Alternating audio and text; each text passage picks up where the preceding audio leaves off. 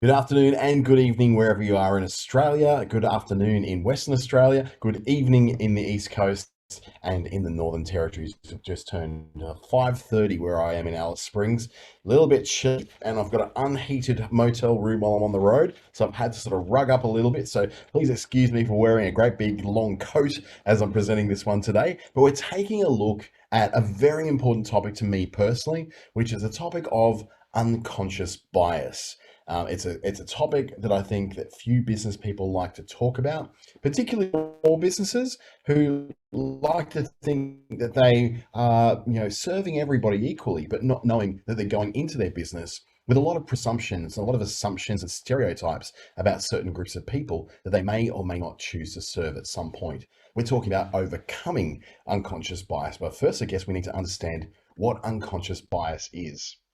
A little quote here from one of my favorite authors of the past 20 years. He died quite some time ago, M. Scott Peck, the author of The Road Less Traveled. Human beings are poor examiners, subject to superstition, bias, prejudice, and a profound tendency to see what they want to see rather than what is really there.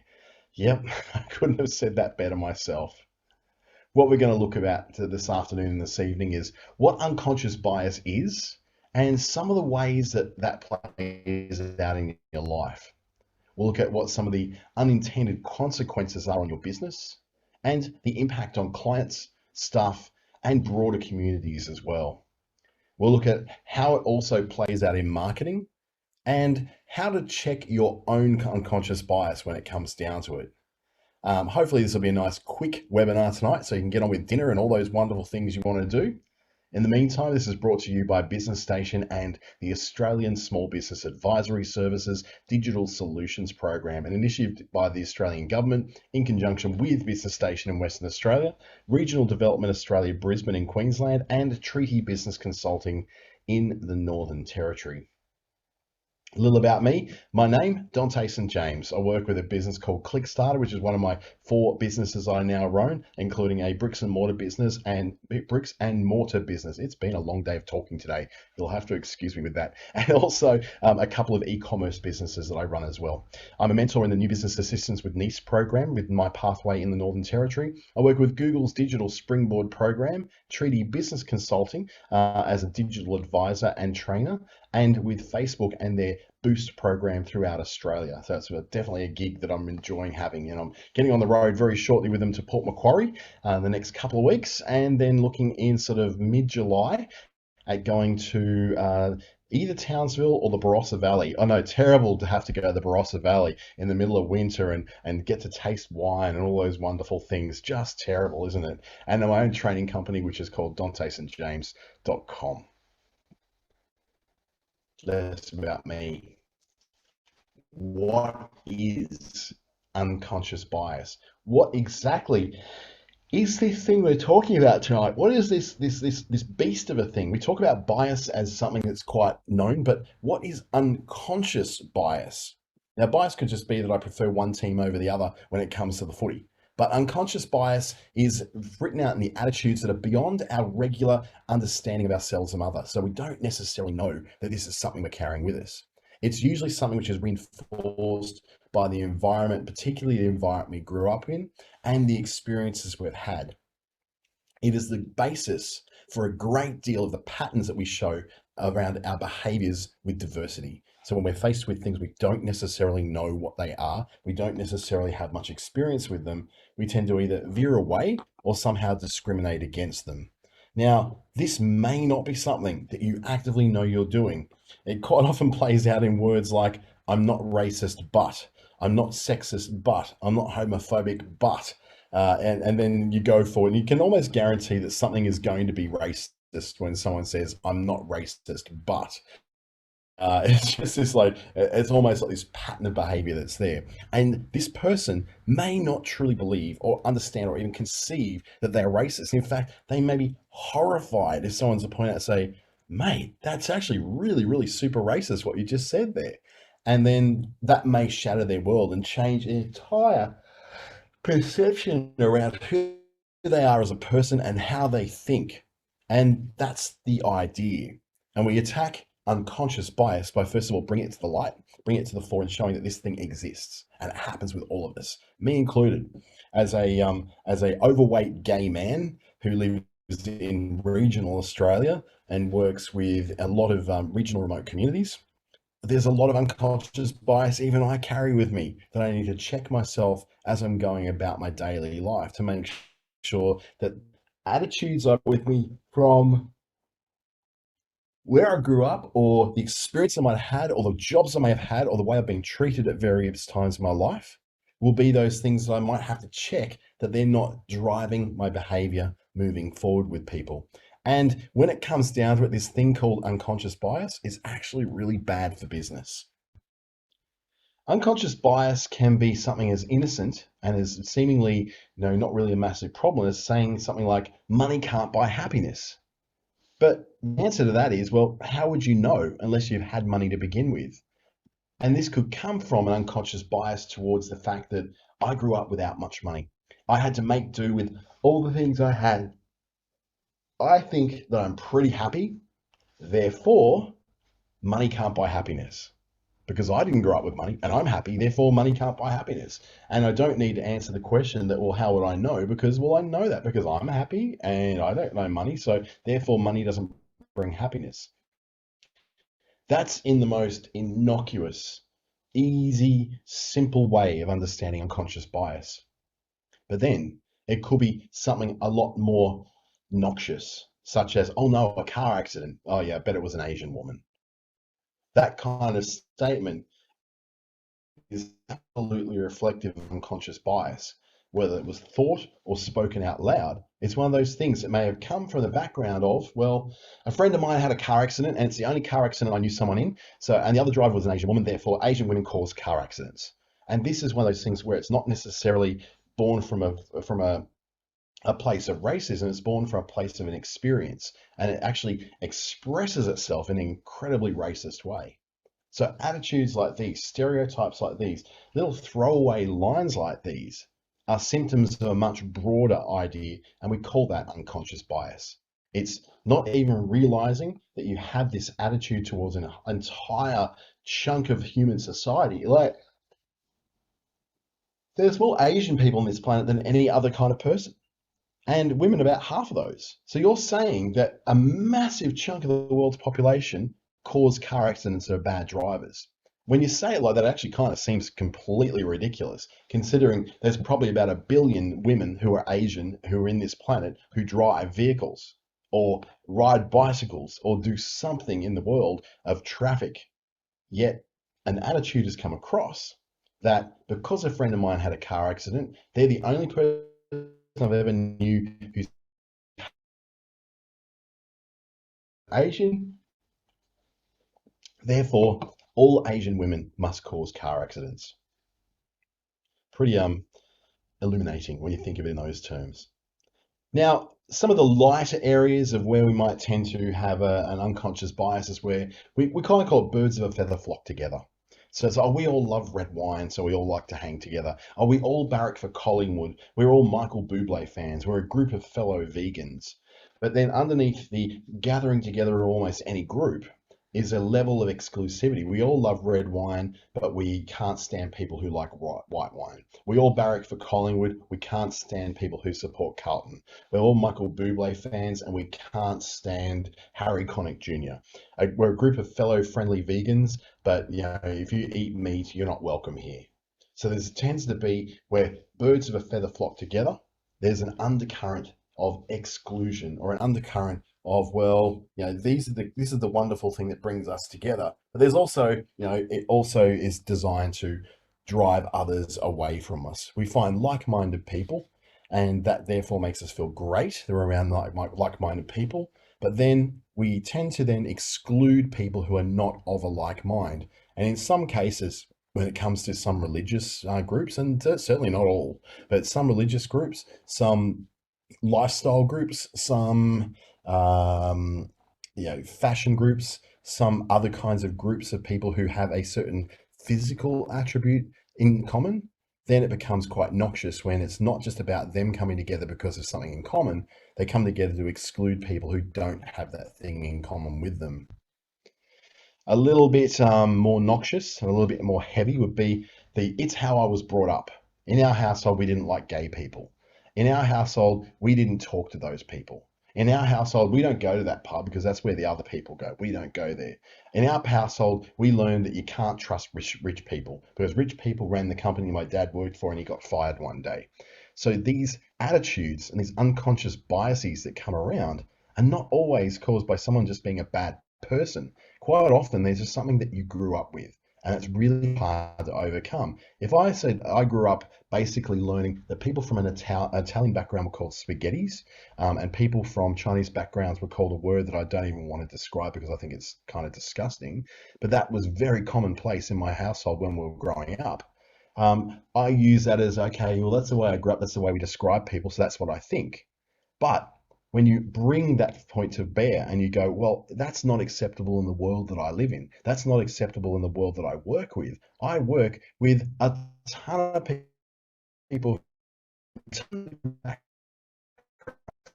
So it's not appropriate for me to call an Italian friend a spaghetti. It's not appropriate for me to call someone from a Greek community another word which was used for a lot of people who were Greek in the 1980s when I tended to grow up and learn all these behaviors. And then I look at people like others who I grew up with who still carry a lot of those attitudes. I grew up in a very white, Protestant, Anglo area of Sydney, and in that area, we always referred to it as God's country. And when we crossed the bridge into another part of Sydney, it was like going to another world because there were so many people from different backgrounds and different cultures and religions and ethnicities that it was like, no, don't cross the Tom Ugley's Bridge because you're going to go to, and look, another word that I'm not even going to repeat because it's disgusting, but we're going to a place where we don't belong. That's where they belong. And so that environment fosters an area, fosters an attitude, I suppose, of a bias towards the things that are familiar, the things that are safe, the things that you recognize, the foods you grew up with, the television shows you grew up with.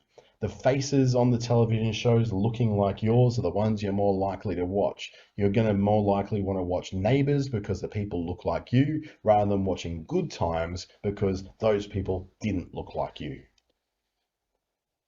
And then a far more obvious body comes across to a very open and almost honest and almost proud. It's an honest bias. It's a bias that just expresses itself and doesn't care. And that's where you're saying we don't hire Muslims. You don't hire a boy to do a man's job, or even worse, you don't hire a woman to do a man's job. I don't want any women in this job. I don't want any men in this job. She's too young for this. He's too old for that. The exclusions, which are very, very spoken out because the person speaking them thinks they're actually real. This is not unconscious bias. It may have started as unconscious bias, not understanding what Muslim people are, not understanding that women can do just about any job that a man can do, and men can do many jobs that women can do as well. Different age groups are capable of doing a lot of great jobs as well. But the attitude started off maybe that, well, I only grew up with men's teachers in men's schools and female teachers in women's and girls' schools. And so therefore, we don't, it doesn't feel right to have a male teacher in a girls' school. But the world has changed. Things are that just a little bit different. Things are completely different to what they were maybe 50 or 60 years ago. It's going to make this work. There we go. So, how all this then can play out in business ultimately depends upon you, but it plays out in some very insidious ways. It can play out in a way that says, well, sorry, but that person's not on brand. And I'll bring forward a personal story here.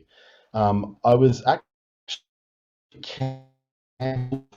a work group of people who are largely young, professional, very beautiful, highly dressed, very groomed, and very, I'll just say they're very white. Any of their events they hold, any of their parties they hold, they're just about all white. It's literally spot someone who's not completely white. It's like going to a young liberals meeting. It's just it was so completely geared towards a specific type of person And they would call themselves, well, they're setting a standard. We have a very specific standard of our events. And I can be a bit scruffy, got grey in the beard. I've got a pot belly. I don't necessarily wear fashion designer clothing, and I don't intend wearing fashion designer clothing. But they originally booked me in because I am the best at what I do in this particular case of what they were booking me for. I'm the most certified, the most experienced, and most certainly the most qualified to bring in there. And I just happen to be living in their town. However, the I was cancelled a week out, just saying that, oh yeah, we're not going to go ahead with the event anymore because reasons. Because oh, I'm feeling tired. I don't feel like I've got any energy to be able to run this. I need to sort of step back and take a break. They're like, yeah, no worries. No harm, no foul. And I find out following that weekend when I was meant to do this event, that they did do the event with someone else who was younger and beautiful and wore high heels and had a tight dress and was very white and very groomed and very and much than I was. Now, I wasn't on brand. I kind of get that, and that's okay for me. But then I look at how many other people could have missed out on that opportunity because they weren't on brand, because maybe their dresses weren't quite as nice. Maybe they just didn't really reflect the color of skin of the people in the room. Perhaps there was a very good chance that that person could have been a bit more overweight than they would like in that crowd. I just simply wasn't on brand. Now, is this an unconscious bias?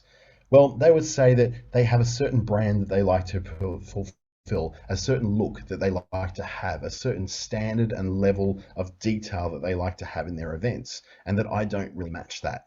So why ask me in the first place and then lie to me about it? Now, it didn't hurt me at all. In fact, it freed me up for another event that weekend, which I was going to have to cancel being at. So all worked well for me. But not everybody is in a position where they've got as thick a skin as I do and are able to take that. Some other people will look at that and just thought, oh my God, eating disorder on the way because I'm obviously too fat for them. It could also be that there's not the right look. So when it plays out in business, like, oh, she's not really the right look to have at our bar. She's not really the right look to be serving in our restaurant. Oh, look, she's not really the right look for a beauty salon because, her look is a bit gothic and she's not really what there is. And we have this unconscious bias towards a certain look that people should be when they are hospitality workers, a certain look even when people should be a teacher, a certain look that comes across when someone should be working in a service industry. And those biases are not based on the ability of that person to do the job.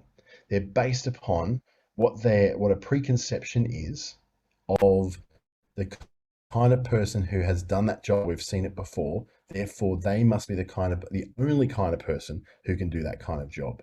And that creates then a bias that we act on, and we start hiring people based upon their looks, hiring people based upon things like cultural fit, which we'll come across very soon. It's just a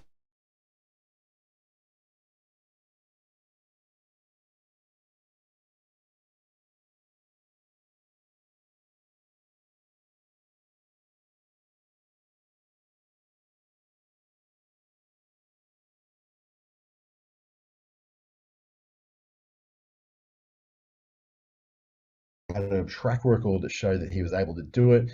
He was very reliable in the work he'd done before. His positioning and his presentation for the work he did was spot on.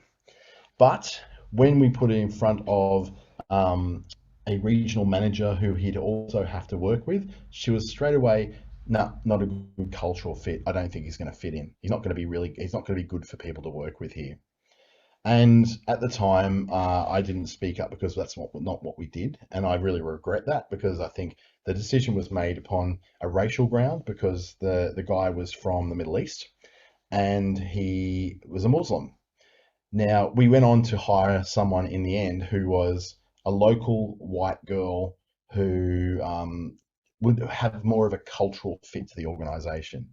Now, that's without knowing further along down the track that she would actually cause more problems than she'd solve, and that the guy, thankfully, that who did we did not hire because of those wrong reasons, has gone on to have a fantastic career. And the best thing we could have done really is not brought him to that horrible organization where he would not have been valued or nurtured in any way. But I did get the opportunity quite a lot of years later on LinkedIn. Reach out to her and say hi. You might remember with you with some other people. I just want to say, look, um, I want to accept the responsibility for not speaking out, and the reason you're not being hired was because of your cultural background, and that was incredibly unforgivable of me to be part of that decision being made and not speaking out against it. And like you said, look, you get used to it. You just know that when someone says, "Hey, we chose someone else," it's usually not because of merit. It's usually because of the way you look and the culture you come from. So he said, like, I really appreciate you reaching out, but seriously, mate, this happens all the time. It's just part and parcel of not being part of the majority. Sadly, this is how it plays out in businesses. Another story is a young woman who has cerebral palsy, who was going out to a pub, and this was in, I believe, Townsville. And she was going out to a pub in Townsville with her friends. And as she stepped up, she was a little bit, not severely disabled, but certainly was noticeably not walking like everyone else. The assumption with the security guard at the front of that pub was that she was drunk and refused to let her in. Her friends were allowed in. She was not allowed in. She was told to come back in an hour when she was less drunk. Now, the girls then tried to explain that no, she has cerebral palsy. This is not drunk. She's actually got a disability. This is why she's walking the way she is. And the security guard, obviously, being caught out and panicking, has just said, no, no, no, no, come back in an hour. And so all the girls walked out, and then a discrimination complaint was brought against that particular pub, and that pub was then heavily fined for what happened there. It was definitely a very strong case of looking at someone based upon a first glance and then doubling down based on an assumption because you got caught out and going, well, okay, I've been caught out. I made a really, really discriminatory decision here. So what I'm going to do is double down on that and not apologize and not back down, because that would be looked at as weakness. Because of another unconscious bias is that people who change their mind are somehow weak when they're presented with new information. So these stories come out in businesses again and again and again. In a job that I was in many, like back in the 90s, there was a particular, like, a brainstorming days where we get together and we would use butcher paper and whiteboards and brainstorm ideas on how to become better at what we did in this particular company, in these particular roles. And so it was for all levels of this particular company, upper management, the everyday people, assistants, executive assistants, receptionists, even at one stage, I believe the person who used to do the coffee runnings, or we used to call her the gopher, because you go for coffee. That was kind of her job, was the runaround person who would help everyone else to get their jobs done. So all these people were invited into this day, and the idea was to come up with brand new ideas for increasing our revenue. Now, this particular woman, she was in her 50s at the time and was one of the assistants to one of the managers who was in this particular group. And as we were going around looking at decisions and looking at the ideas of how to find new revenue for the business, she came up with what I thought was a brilliant idea. And I won't go into what the idea was because it gives away who the company was. But she got this idea and was immediately shot down and said, look, I don't think you really would know what you're talking about. You're only an assistant. And so the unconscious bias that came up there was that, number one, she was a woman, so she wouldn't have any sort of idea of what she was talking about in this particular realm. And also, because of her job as an assistant, that she really wouldn't have any good ideas to share. Now, thankfully at the time, that guy was completely shot down. It was like, dude, who do you think you are? Like, this is the whole idea. We've got people in here to get diversity of opinions, so we'd actually get some new ideas into place instead of being stuck on the ideas we've been doing for the last 15 years. But that unconscious bias that crept in with this guy was that, well, in her position, she's not really someone who's going to be an ideas person. So therefore, we're not going to really listen to her because she's just a dumb assistant. And then a hiring decision made in another business, literally in the last 2 weeks in Darwin, was I overheard a conversation at a restaurant where a particular manager who was out with Friday drinks with her colleagues and was talking about the new guy she'd hired to the department that she works in. And she quite literally said, I chose him because he was cuter than the other guys. And I'm thinking, this does not seem right at all. So I was listening into this conversation. I was like, even got one of my friends who I was sitting with to say, hey, listen to this, listen to what's going on over here. And it was this discussion and this conversation was all based upon the fact that one of the applicants for this particular role was an Indigenous man. Another applicant was an Indian man. This guy was the particular person they chose was a guy who just long moved up from Melbourne and was sharp dressing, good looking, and it had a bit of a swagger about him, and he'd be what anyone would think is a hot guy, right? So for her to call out, she actually said in the conversation we overheard that the Indian guy, or the curry as she called him, the curry had a way better resume and knew so much more about what we're doing. But let's face it, we want the cute guy around because you might as well go to work and get to look at a good view. I was like, whoa, that doesn't seem quite right. And then I realized I was basically overhearing a conversation that every woman has had to hear in her career from men who are doing hiring of women for the last 50, 60 years. And how it hit home when I heard this referred back to a man in the same way, the objectification of someone. So it happens. This happens in businesses right now. And this was not a very big business. This was a relatively medium-sized business, and this actually happened. Then there's the other stories where, oh, she's just so much hard work because she's in a wheelchair. We're not really geared for someone in a wheelchair. And the unconscious bias that comes here is that people who are disabled are too much hard work, without actually realizing that people who work who have mobility issues and are in wheelchairs have learned to make their way around the world pretty impressively. They are able to fit into spaces where you think, oh, that's not really made for wheelchairs, and they make it work. They are very, very resourceful, impressive people who are able to do all these things really well. So we look at this and we go, well, you know what? We've got to go, what was it that made us decide that we can't hire someone who's in a wheelchair because of an unconscious bias that they are too much hard work? Where did we get that idea from? And if we look down further, we'll go, well, actually, I've never worked with someone with a wheelchair before. How would I know that they're too much work? Am I making an assumption here based upon a stereotype that people in wheelchairs are not mobile and can't get around? I now work with a woman in a wheelchair. And I tell you what she's able to achieve and the energy that she's got to achieve it with is absolutely impressive. And by no means has much had to change about that workplace to accommodate her. Yes, we may have had to take up a disabled car parking spot. Naturally, that's probably the least that we could do. But we also found there wasn't much change that had to happen to the workplace. She wasn't too much hard work. She works hard. She works her butt off to get all this stuff done because all her life she's had to prove to other people that she has to do more than the average person to be able to shine through before people start not seeing her disability and start seeing her amazing work. So it plays out in areas of employment. We tend to lean towards people we relate to. We tend to be attracted to what we consider to be familiar and safe. It's almost like an evolutionary construct in our lives that we look for the easiest path forward, the smoothest path forward, the path of least resistance. We try to find a good fit with everyone else. We hire based on who we already have in place rather than on the merit of the person coming in. We call this cultural fit. We call this a workplace fit or a team fit. But the reality is it's more so about, are they going to fit in based upon a bunch of very surface-oriented judgments we can make about that person?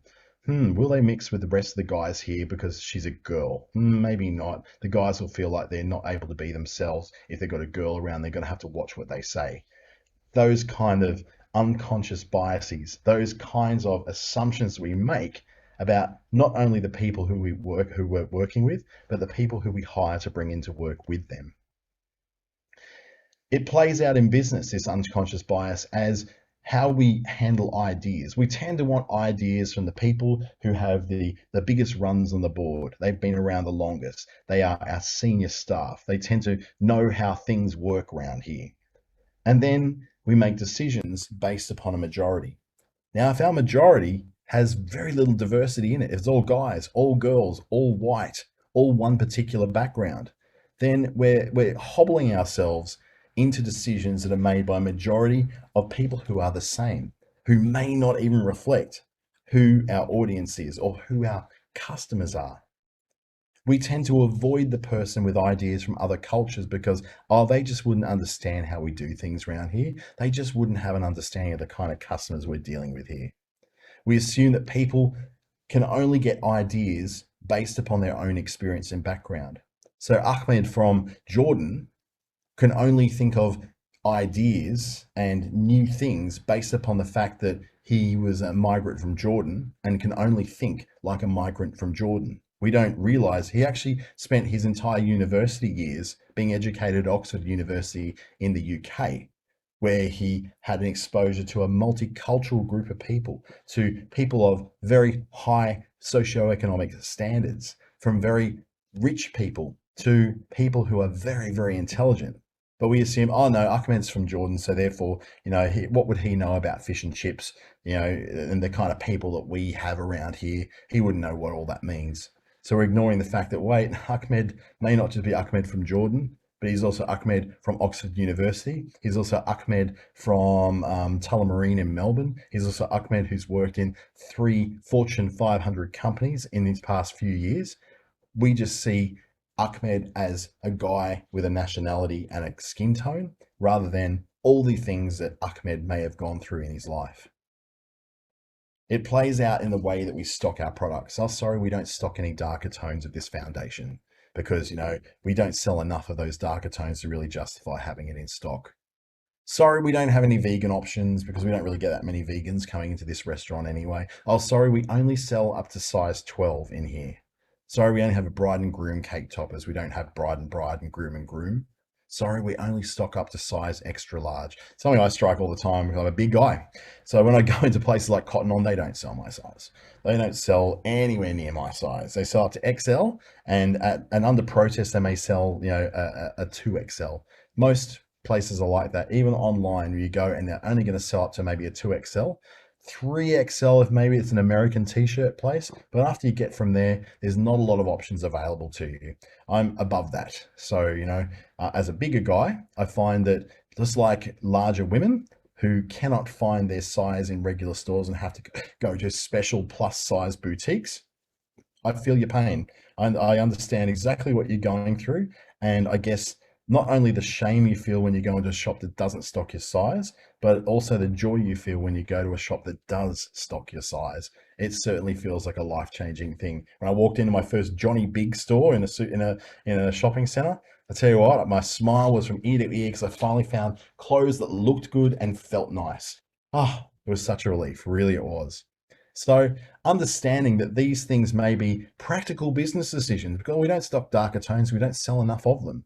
When you don't stock darker tones and you have someone walking in for a darker tone, you say you don't stock them, you're immediately, well, what do you own? I bet you don't, you stock all the lighter tones, right? Oh yeah, of course we sell lots of those. So the undercurrent there is that there's an implicit bias or a unconscious bias that because we sell less of those skin tones, we shouldn't sell them. But what we're actually doing is putting a message out there that we don't serve you if you're a certain skin tone. We don't serve you if you're if you are a certain size. We don't serve you if you have specific dietary requirements. And we don't serve you if you don't fit into our typical wedding feature of bride and groom only. When it comes to work allocation, we find that we tend to have an unconscious bias that creeps in there as well. Statements such as, Dave, you go call the client, Susan, can you go and get the coffees? Is an unconscious bias perhaps in this situation that Dave is more appropriate to be calling the clients because he's a guy and he's got authority. Susan, who is in an equal job as what Dave is going to get the coffees because women are good at getting coffees. I don't know. These are kind of things that just play into everyday life still in 2021. And you just look there and you think, when will this possibly end? And like, I'm a white guy, like I shouldn't have nothing to complain about. But honestly, you see this stuff going on, and if it doesn't get called out as what it is, which is bias, unconscious or explicit, then it just keeps happening. Oh, the client loves Megan, so make sure she dresses up for the occasion, which is basically saying the client loves Megan, make sure the skirt's short and the top's low cut because the client loves Megan.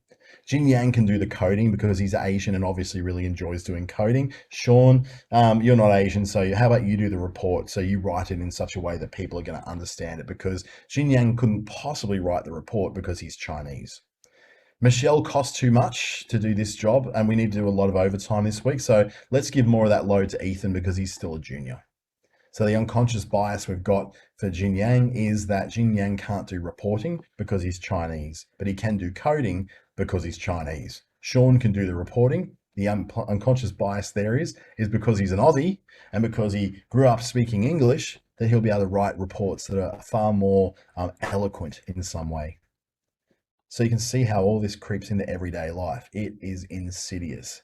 80% of the examples I've given are actually things that I've been part of or things I've heard in various workplaces I've worked in. This stuff happens every day. So there's going to be consequences for it, obviously. If you're going to behave like this in a small business, there are going to be consequences. And some of those consequences play out as having a lack of new ideas, the same boring ideas over and over and over and over again, where you start to become that company, that the particular provider who's just boring. Familiarity, after all, breeds contempt when it happens over and over and over again. And your competitors start to beat you to all the new ideas. They start to beat you to the trends. In fact, you're so undiverse in the decisions you're getting and the echo chamber of people that you're getting to speak with you that you actually miss the trends because you've never heard them. In fact, you're so separated from other people in other areas of society, whether they're different age groups or whether they're different ethnicities or different lifestyles to yours, that you completely miss something which was a massive trend because it didn't fit into your Sky News watching schedule, or perhaps didn't come up during the chase on Channel 7 before the news. This is the danger of a lack of diversity and a lack of new ideas. This is the danger of the unconscious bias that creeps into every decision we tend to make. And look, I'm not saying that unconscious bias is unnatural and it's just a terrible thing that can't be overcome, because it can be. I have unconscious bias and I have to call myself on it all the time. In fact, 3 years ago, my whole point of that year was to heal my relationship with women, because I had so many unconscious biases crawl into my life that I developed such a toxic misogyny that I had attitudes about women that somebody, actually a friend, a male friend, actually had the sense to call me out on it. And when he called me out on it, I was like horrified. I thought, what? I'm sexist? I'm a misogynist? No way. I'm a gay guy. It's the last thing we are. Turns out, maybe I was wrong with that. And so I had to set about actually making an effort, going through a level of counseling, becoming conscious of my unconscious biases, because it was making me stuck of being only able to work with other men. I couldn't work with women. 2 years later, 3 years later now, 60% of my clients are women. And I'm really proud of that. I'm really proud that I was able to overcome that, not only because it just makes it easier to work with women, but because it makes me a damn better person. Not being able to service emerging markets is another area that unconscious biases can tend to impinge your ability to make good money in a business with. If you've got more uni students living locally and you don't really notice that because you're only really serving established white tradies who drop in their white utes and they buy things on their on their particular special days of serving pies and sausage rolls and chicken and salad rolls and ice break iced coffees and cans of Coca-Cola out the back of the tradie van, well, then you're going to miss out on the fact that there's a whole lot more people who are buying different foods now in that area. They're wanting to buy more ramen, they're wanting to buy more curries, they're wanting to buy more exotic foods from the places where these students may actually come from. If you're not able to service these emerging markets because you haven't really noticed it because you're so busy serving pies and sausage rolls, then you might miss out on the fact that that's the new big revenue opportunity you've got. Not understanding that there's a growing Indian population in your area is also not understanding that the shopping habits and the social habits of your area are going to change. And if you're not able to service that changing population, then you'll find you're left behind very quickly by those who are able to do it. So not addressing any sort of unconscious biases you have, not addressing any unwillingness to deal with other cultures and other kinds of people is terrible for business. You miss out on those trends. You miss out on the fact that new young families are starting to come in on Saturdays, and you're not creating an area where they can put the kids into a play area, or you're not providing kids meals that allow you to be able to capitalize on that. Someone else is going to do it. If you don't want to serve kids meals at half price, then wait for the people down the road to do it, and they'll steal all of your clientele. And at the very worst end, when the unconscious biases are driving the decisions you're making about your business, you get a reputation for being discriminatory. And that's not a place you want to be. You do not want to be on the wrong side of history on these things. And secondly, you don't even want to be known even the slightest for this kind of thing, because it doesn't help you to win. You're not going to win if it's clear to people that you don't like black people in your place, if you have an attitude to them. I was in a McDonald's restaurant in Brisbane. It would have been, gosh, when was I was back there? It would have been, what's today? Today is Tuesday. So it would have been Thursday last week. Saturday. It was actually Saturday. Sorry, I'm trying to get my calendar right. I was in Saturday. And McDonald's works a lot with Uber Eats now, and as you probably noticed, there's a lot of Uber Eats drivers are from particular cultures, and they tend to be very heavily from South Asian cultures. So when a customer would come up, and I noticed I was watching her really carefully with this person behind the counter, she was being very, very friendly with customers who tended to be white and family people, and women and good-looking men, mind you. She would be very, very friendly too. And then when one of the Uber Eats drivers would walk up to pick up the meal that they were going to deliver, she'd give a very awkward scowl look on her face. Now, I don't believe she was very conscious of this at all. I don't think she was sitting there literally saying, ew. I think it's just that she's got so used to being around certain people of a certain culture that when something she doesn't know came up, she had this scowl on her face. And I wanted to call her on it, but instead, at the time, it just felt like there was a lot of people in that restaurant and I was just going to cause a scene.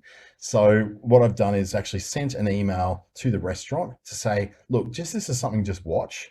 I noticed that the Uber Eats drivers were being treated very, very differently to other customers in the restaurant who weren't from an Indian, Pakistani, or Bangladeshian background.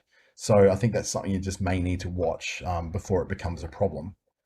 Like I said, she probably doesn't realize she's doing it. She looks like she's all of about 19 years old. So she probably hasn't had a great deal of exposure to a lot of different cultures in the world. But that's not something that that restaurant wants to be known for, as the place where they don't like people from certain backgrounds because they get treated poorly. Things like, you don't want to be known as the restaurant that people don't go to because you're sexist.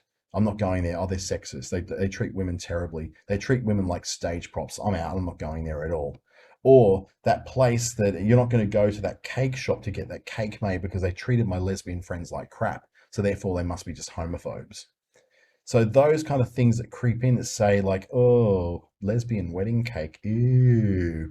And that it bleeds across to your face. So you've got that idea going on your head, it comes out through your face. People know when you think they know when you think they're disgusting. It's not hard to see that you're disgusted by someone or made to feel uncomfortable by someone. So do you want to be that business as known as that? Probably not. So unconscious biases need to be addressed so you're not the business that gets known for that. Then there's the problem of shrinking revenue.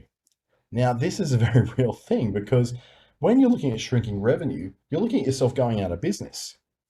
Now, for a changing population becoming far more South Asian in your area, if you stocked a few more spices, you'd probably get a few more people in buying a few more things from you. But instead, if you're going, oh, I don't want to be serving those, but I don't want them coming in here. No, that's not the kind of people I want in here. Then you miss out on the changing population, your business shrivels. If you won't sell gluten-free stuff, you're missing out on the buying patterns of people who buy gluten-free stuff. Because I'll tell you what, people who buy gluten-free bread don't just buy gluten-free bread. They buy other things too. So if you're able to service these new markets with these new ideas, rather than having an attitude about, oh, these people faking their glutens and their celiac diseases and all this, oh, it's crap, it's all crap, then you miss out on getting the revenue that those people bring in. And I can tell you now, people who are willing to spend a whole lot more on getting a bread that's not going to make their guts swell up and cause them great deal of abdominal pain and discomfort, are a lot more willing to spend a lot of money on other stuff too. We'd be stupid not to take advantage of that. So you want to make sure that when you've got that whole shrinking revenue thing going on, that it's not because you just refusing to serve people something that they want from out of your comfort zone. That would be an unconscious bias. That will be something which you don't realize you're doing it for those reasons. And then I'd have to question that. I have to go, well, is this serving my business well? It might be serving my attitudes well. It might be serving my idea that I'm somehow superior to other people well, but it's not serving my business, even in the slightest at all. Then we see this kind of stuff creeping into marketing. And I see this so much with coaching services where it's like, oh, I only want to work with, you know, women who know their power and know their worth and are ready to take on the world. And you start to see that it's a particular style of women that they're looking for, because all the photos they have of all the workshops they're hosting are all pretty much women who look like the person who's the coach. You see this so often. And then you see it with the same thing with men who are in coaching positions. They're like looking for alpha males, the next alpha, the next power guy, the prince, the king, the lion, the bear, all those very like strong alpha kind of words. And then you look around the room and you go, yep, they're all 32-year-old white guys who are all aggressive and wanting to be alpha males and to drive Ferraris and Lamborghinis and you know, they want to be seen as the big shot, you know, and you can see they're all the same kind of people. There's attitudes that come across and say, well, as you can see on their website, their clothes are really only made for white girls. They don't really make stuff for things like me. Pretty sure they don't sell stuff for bigger guys. Like I was saying about Cotton On. I can't go into Cotton On because they don't have anything my size. Now, I haven't been in there for 3 or 4 years. They may have something my size now. I doubt it, but I wouldn't know because they didn't serve me at a time when I needed them. So therefore, I've never gone back to them. In fact, I just tell people straight away, don't bother going there if you're anything bigger than just a standard small, medium, or large, because you kind of just get the leftovers. Well, on their social media, it looks like a total sausage fest. Too many guys around there. They obviously don't deal with women. That pub's not for women. It's only really for old drunk guys. So let's not bother going there because it's all, you know, the only girls on this pub website are the ones who are in bikinis riding the mechanical bull. And their ads only show guys, or their ads only show girls. When we creep in that unconscious bias to our marketing, we've got to remember that what we're saying in a very strong voice is the people in this ad, the people in these posts, the people on this website, they're the kind of people we're after. That's who we believe is our target audience. So even I have to watch that and look at changing the photos on my websites quite often to make sure that it's not sending a message that that's the only kind of person I'm after. It's not sending a message saying, I only want to work with white women. It's not sending a message saying, I only want to work with guys who drive really nice cars, because I've got an unconscious bias towards them because they seem to be the people who have their crap together, right? Marketing is a place where unconscious bias has a field day. It's where we go, well, this is my brand, this is my look, these are the kind of people, these are my tribe. And we quite often use those words. And again, it's just like when we're hiring people, cultural fit. My tribe is men of the age 25 to 55 who I believe I've got something really, really relevant to say to, and I can hoodwink them into buying my stuff. Or my tribe is mums just like me because, you know, we've got power, we're taking back power, and we're doing this amazing work, and we're coming together, and we're, you know, working with the divine feminine. And then we look at it and there's nothing divine feminine about it. It's just a group of people who look like the coach themselves. And funnily enough, that tends to be who they work with, who they attract to themselves. It's insidious, isn't it? So what are the impacts on staff? What are the impacts on clients? What are the impacts on communities in general of unconscious bias? Unconscious bias is the thing that caused no black woman to be on television unless she was a maid. And I think this was something which was, I'm trying to remember who the woman was, but she was a movie star, and she was alive and watching TV in the years when the first Star Trek series came on TV. And I remember her saying, quick mama, there's a black woman on the TV and she ain't a maid. She was talking about the amazing Nichelle Nichols playing Lieutenant Uhura in Star Trek back in 1966. And That's not that long ago. Nichelle Nichols is still alive today, and she's a magnificent woman, a singer, a dancer, a performer, a poet, a songwriter, an actress. And she was the first black woman on TV to not be placed in the role of a maid or someone who was somehow subservient to many other people. Now, of course, Star Trek was known for being many other misogynistic missteps, like, women in mini skirts on a starship, which would be totally impractical for working on a starship, but it's okay.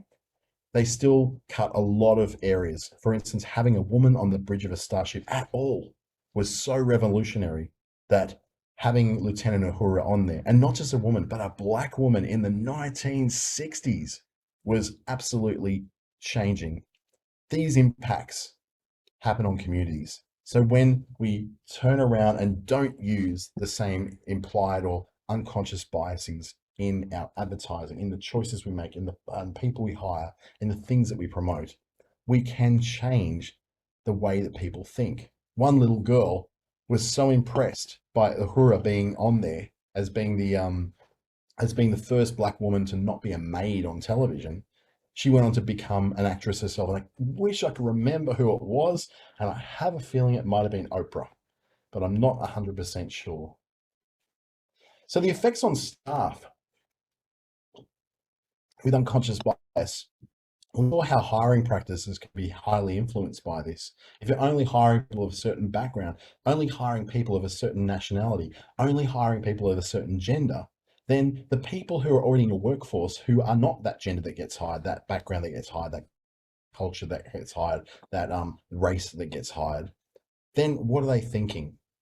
Are they then to assume that they are also a second class citizen? Because if I'm the only Chinese guy in this warehouse, therefore Chinese must be viewed upon by this company as bad, because there's a lot of Chinese people who can work in this warehouse who are really good at logistics, but they're getting overseen because there's someone here who's not Chinese who got chosen above them.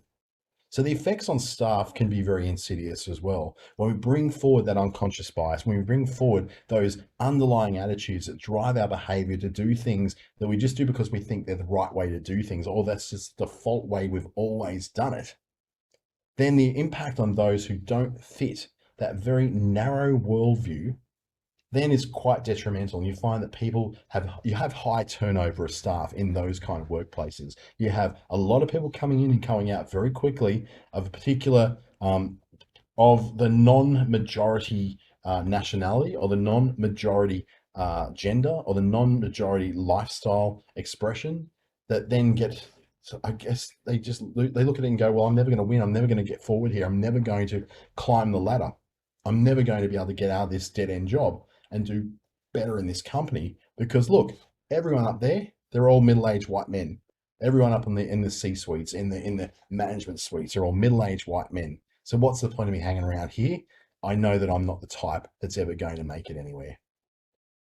The effects on clients are that when a client looks at your advertising and they don't see themselves reflected in that, if they don't see the way they think reflected in the way that you write, if they don't see the models reflected in them as well, they cannot see themselves pictured there, they will not become clients.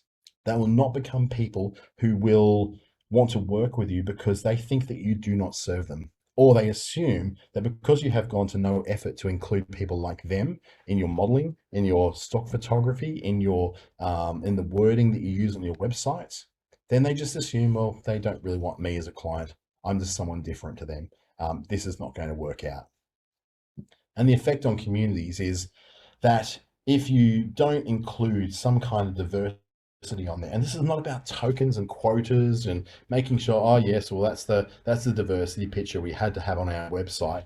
It's about just making a decision to include, not making a decision just because it's a simple one, because oh, that's the easy one. Unfortunately, when you use things like Canva, it's actually not that easy to find a good, strong diversity. If you type in the words handsome man, or you type in the word beautiful woman into Canva's search engine for their stock photography, like 90% of the photos that come up are going to be white men, white women. And it's quite embarrassing, really, when you look at that. Like, that's just such an obvious unconscious bias that an algorithm has been written, even in Canva, a woman owned, a woman led, and a woman founded business would still not quite be there. It's still got an unconscious bias in its algorithm. So that's when we start to see the effects on communities going, well, if beauty is only measured in white women, if handsomeness is only measured in white men, and I'm a black girl, then where do I fit in? Do I fit in at all? Does that actually mean that I'm ugly? Does that mean I'm ugly, mum? And that's when we have serious conversations happening in the living rooms of people of color, the living rooms of LGBTQIA plus community members, in the living rooms of people who speak English as a second language, and in the living rooms of people who just don't seem to fit into what the majority is in that workplace or in that business or in that community. People say that business shouldn't be able to make any decisions on policy in this world because it's only in it for itself. But I don't believe that anyone on this call tonight actually got into business just for themselves. They got into business because they believed in something. I got into business because I believed in something. I hope that's you too. And if that's something you got into business with, was to have some sort of positive impact on the world, was to change your life in a way that you could then pass on your abundance to others. And I hope that's the truth, because that's the kind of thing that can change unconscious biases. And as far along the road as we get, as diverse and as friendly and as open and as free thinking and laterally thinking as we become, we still have unconscious biases that we grew up with. We've still got assumptions that we play out in our heads. So the question isn't of trying to make ourselves not have them, it's actually just bringing them into the light. So what do we then need to ask ourselves? What do we need to do to check ourselves to make sure that we're making the right decisions, not based upon a bias, but upon real mindfulness? And that's about being mindful about the choices we're making. Why do I choose that person? Be aware of why you chose what you chose. Be aware of who you chose. Ask, did I choose based upon the merit of that person or the merit of that background? Or did I just choose what was easy and familiar? Ask, did I choose this person or this way forward or this particular piece of stock photography for my website or for my Canva because it's the easier path? Did I choose this picture because honestly, I think this woman looks more beautiful or this guy looks hotter because that's what you personally find more attractive? Ask, did I just choose the easier path? What impact will this choice that I'm making right now have beyond just myself? And ask yourself, is this actually a good business decision, or am I just making an automatic choice here based upon the choices I've made in the past? Becoming a bit more mindful about the choices you're making. Mindfulness isn't just about coloring in books. Mindfulness is about being actively involved in the decisions you're making and going, okay, so I bought that particular brand. Why did I buy that brand?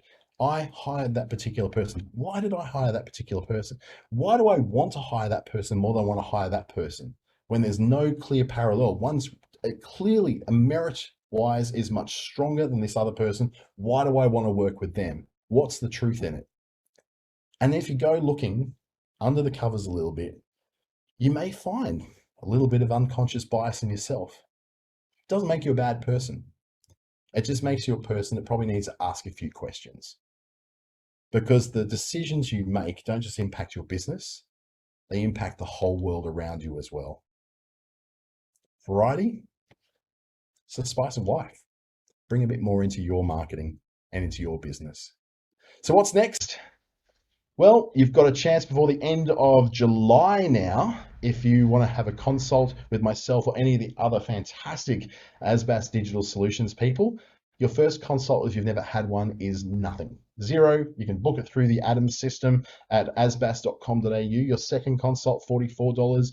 Third consult, $66. But you've got to do this before the end of July because we're running out of time. You can find more at asbas.com.au. You can get in touch with me at any time, Dante at treaty.com.au. Facebook, Instagram, It's what's the other one? LinkedIn. You can stalk me on any of them. I really don't mind. Reach out and say hi. I'm currently on the road in Alice Springs, so my answering time is getting out to about 48 hours now. I'm really sorry about that. I'm trying to get better, but I'd love to hear from you. Thank you so much for joining what I think is a very important discussion we had tonight, and I hope that maybe it's inspired you to look a few more times at the decisions you make and wonder if you're making those business decisions for business or because that's what we've always done. I hope to see you in the next one.